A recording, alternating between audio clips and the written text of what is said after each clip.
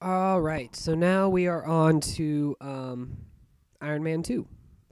Um, Iron Man 2 was kind of special to me because I wanted to see it with friends and stuff because we all liked the first Iron Man and whatnot, but we I ended up actually seeing it with just my parents, and I I went into it really excited because there was more expectation for it than there was for the first one. So I was excited, and I knew if it had the same cast and the same characters and director and stuff, it wasn't going to be that bad. And this is one of the most puzzling movies I've ever seen because I cannot decide if I like um, Iron Man 2 better or Iron Man 1 better. I've it's been a long time since those both have come out, and I still can't quite decide. There's that close to me, like when it comes to how much I like them. They both have different reasons for why I like them, and I think it's really at a like dead even. And so I still haven't been able to say which one I like better out of them. But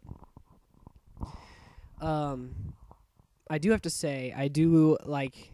There are a lot of things in this one that I like better than Iron Man 1, which one of them is War Machine is really cool. I like like Justin Hammer was another good person to add into the cast, and I think this was the first movie or superhero movie in a very long time that I watched, and I went, there's one scene that I just went, wow, and that scene was that very last battle, and it wasn't quite the very last battle.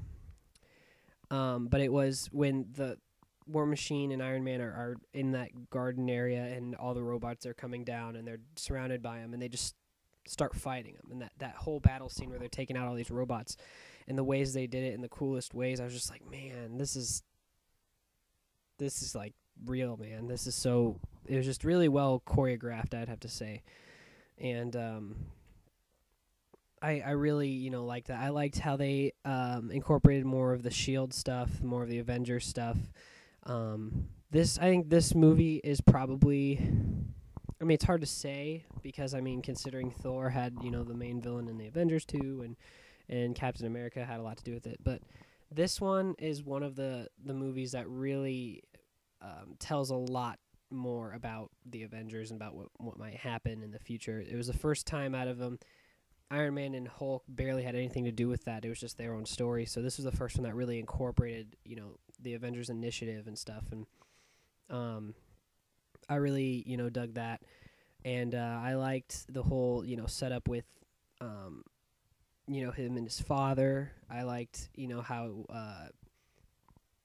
I liked the version, like how they made it so you could actually kind of see the progression of the suits.